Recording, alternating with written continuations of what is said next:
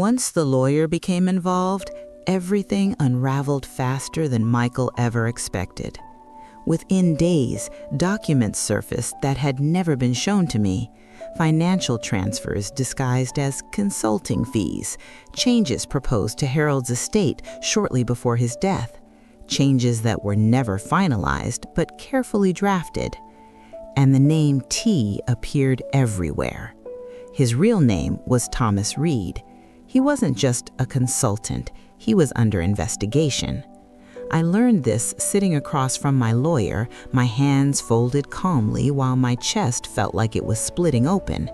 Thomas Reed had been flagged years earlier for manipulating grieving families, inserting himself where trust already existed, whispering promises of security and smart planning while quietly positioning himself to benefit. Rachel had met him through work. Michael had been introduced later. Harold never knew. When my lawyer contacted the authorities with the evidence we gathered, messages, drafts, financial records, things moved quickly. Thomas disappeared for a few weeks, but disappeared men leave trails. Rachel was the first to break. She came to my house unannounced, eyes swollen, voice shaking. She confessed to everything: the affair, the money, the manipulation. She said she felt guided, protected, important. I listened without interruption. When she finished, I said only one thing: "You mistook control for care." She left knowing there would be no forgiveness. Michael didn't cry when the truth fully surfaced. He aged instead. The boy I raised vanished in front of me, replaced by a man forced to face his own choices. The legal consequences didn't destroy his life, but they fractured it permanently, financially, emotionally, morally. And our relationship changed forever. I didn't testify out of revenge. I testified for truth. Thomas Reed was arrested on fraud charges 6 months later. His schemes stretched farther than my family. I was just one chapter in a long history of quiet exploitation. When it was over, the house felt empty again, but this time it wasn't grief that filled the silence. It was peace. I rewrote my will. I simplified my life. I learned something important in my 70s. Blood does not excuse betrayal, and love does not mean blindness. Now every Saturday morning I still bake bread. The rhythm steadies me. The warmth reminds me I survived not just loss, but deception. Sometimes people ask how I stayed calm through all of it. The answer is simple. I had already survived losing the love of my life. Everything else was just noise. And if there's one thing I want you to take from my story, it's this: pay attention to what feels wrong, even when it comes from the people you trust most. Silence protects lies. Truth, even painful truth, is what sets us free. They thought time would make me weak. Instead, it made me precise. And if you're listening to this and sensing something isn't right in your own life, trust that feeling. It may save you. I didn't sleep that night. Every time I closed my eyes, I saw them sitting together at that cafe table. My son, my daughter-in-law, and the man called T. The way Michael lowered his head when T spoke kept replaying in my mind. That wasn't partnership. That was submission. By morning, my grief had transformed into something sharper: resolve. I made breakfast as usual: toast, coffee, jam. My hands moved automatically, the way they had for decades, but inside, my thoughts were carefully lining up like soldiers preparing for battle. At 9:12 a.m., Michael arrived. He came unannounced, which immediately told me something was wrong. He didn't meet my eyes when he hugged me. His body felt tense, unfamiliar. "You okay, Mom?" he asked, sitting at the table. "I'm fine," I said, gently, pouring him coffee. "You look tired." He exhaled. "Rachel's been stressed. A lot going on." I nodded slowly. "Yes," I said, "I imagine there is." He looked up then, just briefly.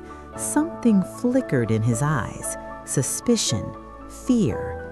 I decided to push. "You know," I continued calmly, "your father always believed secrets rot families from the inside." Michael stiffened. "I don't know what you mean," he said. I reached across the table and placed Rachel's phone in front of him.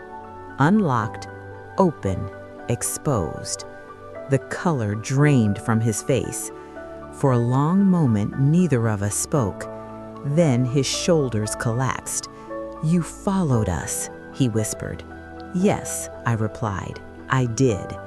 Silence filled the kitchen, the same kitchen where Harold used to hum while making pancakes, the same place where Michael once sat doing homework. "I didn't mean for it to happen like this," he said finally. "Like what? With lies? With planning? With another man controlling you?" He flinched. "T isn't just anyone. He's a financial consultant. He helped us restructure things." "Restructure?" I repeated. "You mean my husband's estate?" Michael looked down. "That money was supposed to secure my future," he said quietly. "Rachel said you wouldn't need it forever." That was the moment my heart truly broke, not because of greed, but because of entitlement. "You let a stranger into our lives," I said, my voice steady despite the storm inside me, "and you allowed him to turn my grief into a transaction. T wasn't a lover. T was a planner, a man who saw opportunity in death and weakness, and Rachel had opened the door. I trusted you," I said softly. "Your father trusted you." Michael covered his face with his hands. "I thought I was doing the right thing."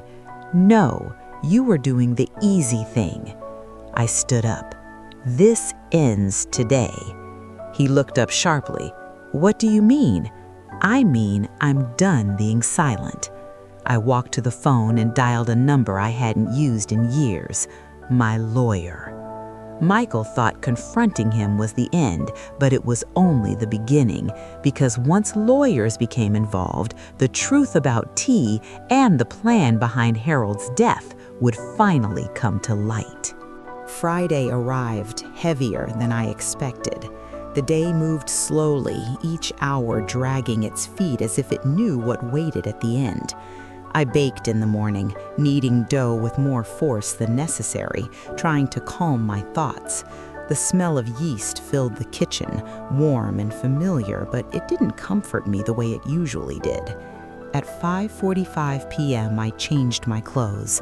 Nothing suspicious, nothing dramatic, just a simple coat, sensible shoes, my purse tucked under my arm. I looked in the mirror before leaving and barely recognized the woman staring back.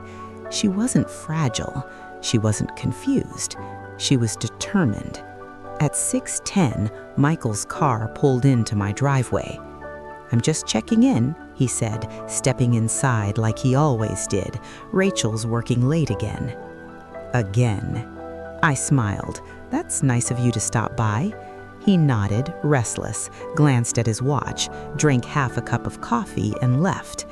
At 6:25, Rachel's car drove past my house without stopping. She didn't see me sitting in the parked car across the street. I waited 30 seconds. Then I followed. I kept a safe distance, heart racing, hands steady on the wheel. Springfield's streets were familiar, but tonight they felt different, darker, quieter, as if the town itself was holding its breath. Rachel didn't go downtown. She turned toward the old industrial area near the river, a place with abandoned warehouses, a few renovated lofts, and one small cafe that stayed open late. She parked. So did I. I stayed inside my car watching. At exactly 6:32, another car arrived. A black sedan. The driver stepped out, tall, confident, moving with the ease of someone who had nothing to hide. When the streetlight caught his face, my stomach dropped. It wasn't a stranger. It was Michael, my son. They greeted each other like lovers who were used to secrecy. No hesitation, no shame, just familiarity. He kissed her cheek. She laughed, and then a third person arrived. A man in his early 40s, sharp suit, polished shoes. He carried himself like someone important, someone used to being obeyed. Michael stiffened when he saw him. Rachel's smile changed. This man wasn't a secret. He was T. I watched as they entered the cafe together, not as equals, but as people orbiting around him. I sat frozen. My hands trembled now, but I didn't look away. After 10 minutes, I forced myself out of the car and followed. Inside, the cafe was dim, nearly empty.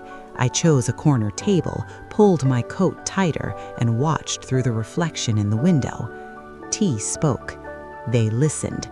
Rachel nodded often. Michael barely spoke at all. Then I saw something that turned my blood cold. T slid a folder across the table. Michael hesitated, then took it. I couldn't hear the words, but I recognized the posture. Business, planning, final decisions. This wasn't just betrayal, this was coordination. My phone buzzed in my purse, a message from Rachel's phone, still synced to notifications because she'd forgotten to turn them off. Everything's in place. Once it's finalized, there's no going back. I felt dizzy. What was finalized? Money? Property? Insurance? Harold's will flashed through my mind. He'd trusted Michael with everything. Too much, maybe. When the meeting ended, they left separately. T first, then Michael, then Rachel. I stayed seated long after the cafe emptied, my tea untouched, my heart pounding. By the time I returned home, it was nearly midnight. I locked the door and leaned against it, sliding slowly to the floor. My hands covered my face. My husband's death, the affair, the secrets, and now something bigger. They hadn't just lied to me, they had built something behind my back, something that started before Harold died. I stood up slowly. Whatever T was, whatever role he played, one thing was clear. This wasn't over, not even close. That night, I realized the betrayal wasn't emotional, it was strategic, and the next thing I discovered would force me to confront not just my daughter-in-law, but my own son. Friday arrived heavier than I expected. The day moved slowly, each hour dragging its feet as if it knew what waited at the end. I baked in the morning, kneading dough with more force than necessary, trying to calm my thoughts. The smell of yeast filled the kitchen, warm and familiar, but it didn't comfort me the way it usually did.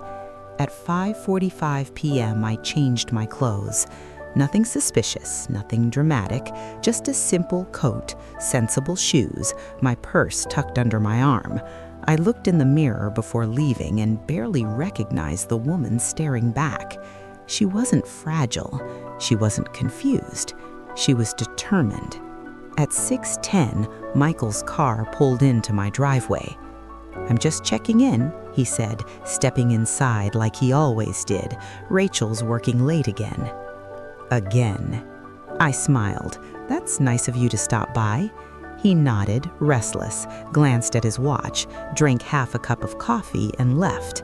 At 6:25, Rachel's car drove past my house without stopping. She didn't see me sitting in the parked car across the street. I waited 30 seconds. Then I followed.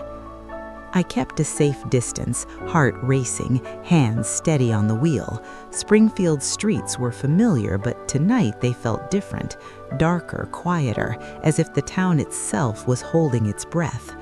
Rachel didn't go downtown. She turned toward the old industrial area near the river, a place with abandoned warehouses, a few renovated lofts, and one small cafe that stayed open late. She parked. So did I. I stayed inside my car watching. At exactly 6:32, another car arrived. A black sedan. The driver stepped out, tall, confident, moving with the ease of someone who had nothing to hide. When the streetlight caught his face, my stomach dropped. It wasn't a stranger. It was Michael, my son. They greeted each other like lovers who were used to secrecy. No hesitation, no shame, just familiarity. He kissed her cheek. She laughed, and then a third person arrived. A man in his early 40s, sharp suit, polished shoes. He carried himself like someone important, someone used to being obeyed. Michael stiffened when he saw him. Rachel's smile changed. This man wasn't a secret. He was T.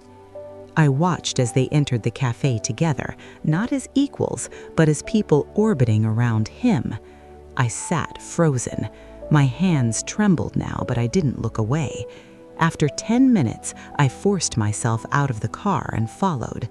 Inside, the cafe was dim, nearly empty. I chose a corner table, pulled my coat tighter, and watched through the reflection in the window. T spoke. They listened. Rachel nodded often.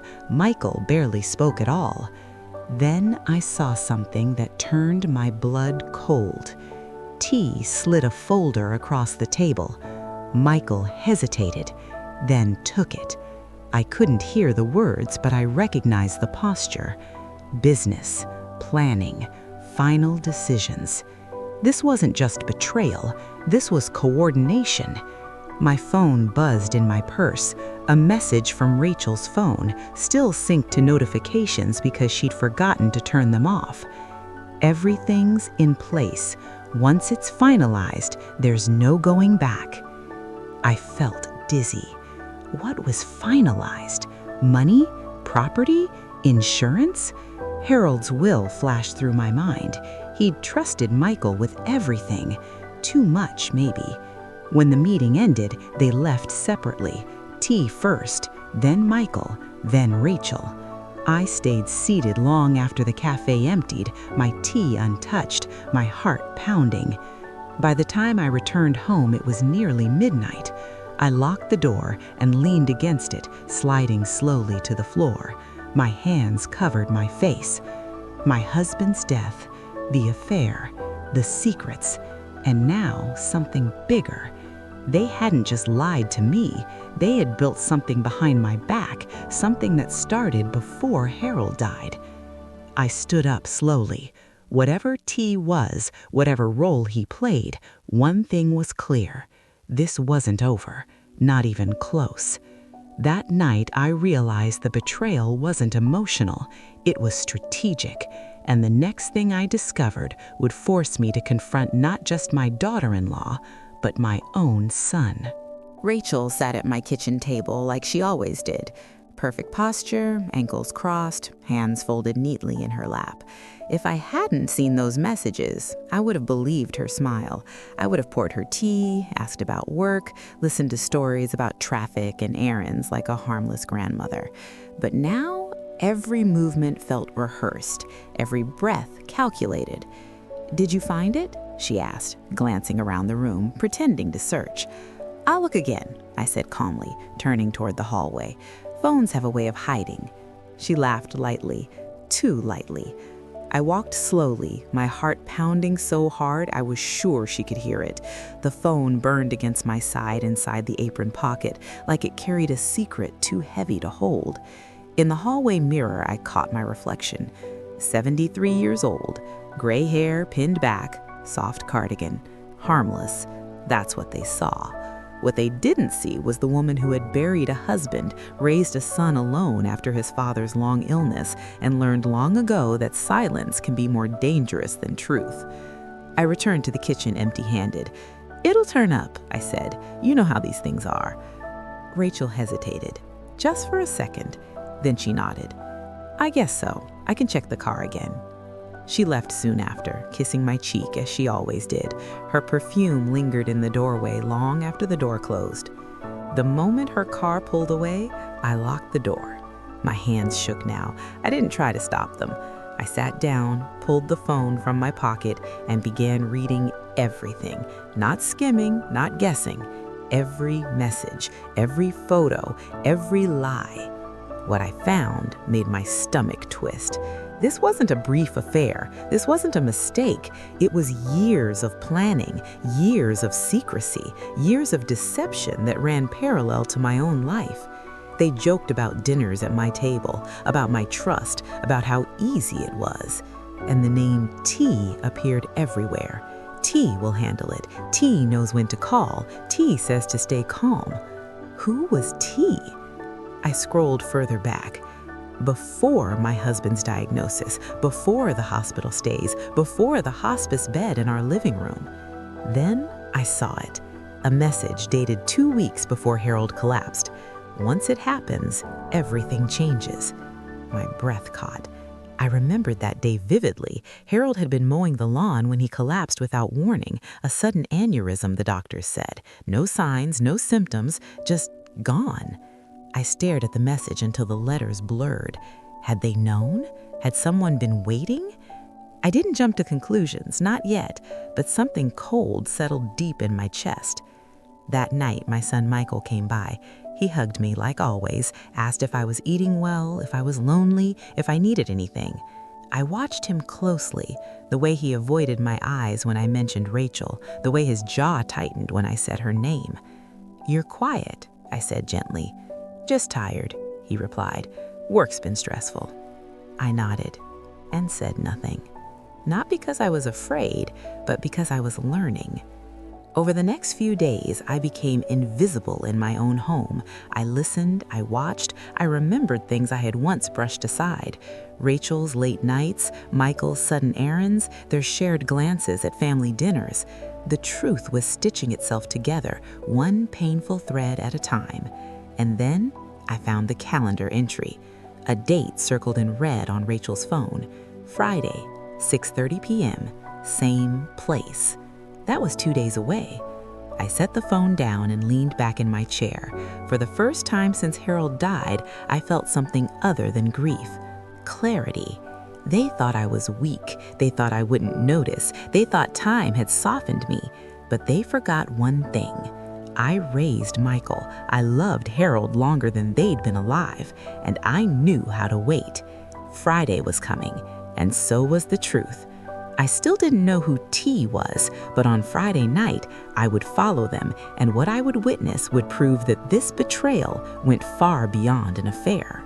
I was rinsing 2 coffee mugs when the sound reached me. A sharp vibration, not loud, just insistent. For a moment, I thought it was an insect trapped somewhere in the kitchen. That happened sometimes this time of year. But then it buzzed again, mechanical, deliberate. A phone. I dried my hands on my apron and glanced toward the hallway table near the door. A smartphone lay face up, screen glowing softly. Rachel must have left it behind. My daughter-in-law had been here barely 20 minutes earlier, finishing her usual Tuesday visit. She came every week, always on Tuesdays, always polite, always composed. Too composed, if I was honest, but I told myself not to judge. I took a step closer and froze. The screen lit up with a photo that stopped my heart. It was my husband. Not a picture I recognized, not one from our albums. He looked younger, healthier, smiling wide in a way I hadn't seen in years before his death. Harold had been gone for 5 years.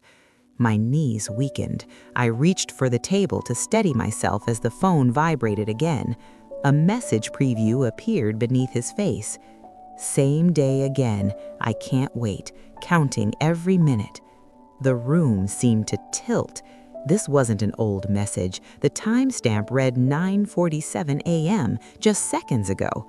Someone was texting Rachel, using my dead husband's photo. I told myself there had to be a rational explanation, a scam, a sick joke, anything but what my chest already knew was coming. I should have put the phone down. I didn't. My fingers moved on their own, lifting the device. Rachel had never been careful with passwords. I'd watched her unlock it dozens of times while helping Ethan with homework.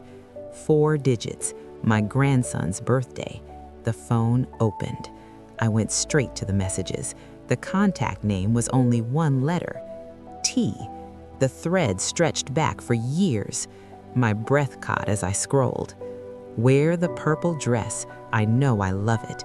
Last time was perfect. She didn't suspect a thing. Your husband trusts you too much. My son. They were talking about my son. I lowered myself into the chair by the door, the same chair Harold had carved for me decades ago. My hands shook so badly I nearly dropped the phone. Then I saw the message that broke whatever was left inside me. I still have some of his clothes. Should I throw them away? No, keep them. I like sleeping in them. They smell like him. The date hit me harder than the words. 3 months after Harold's funeral.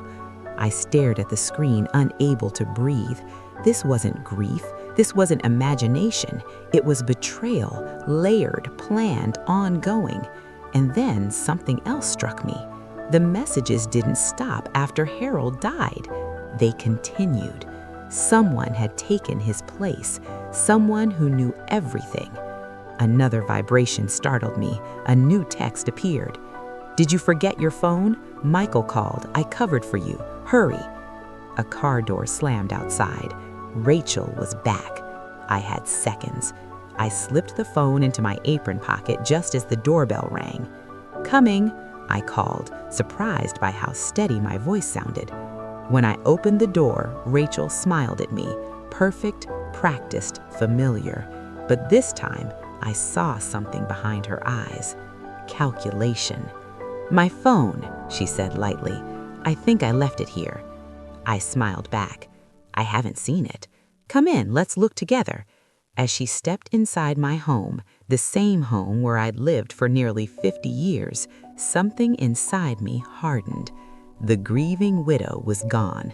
Whoever they thought I was, confused, lonely, harmless, they were wrong, and I was going to find out everything. I didn't know yet who T was, but what I discovered next would turn my son against his own blood and reveal that Harold's death wasn't the end of the betrayal. It was only the beginning.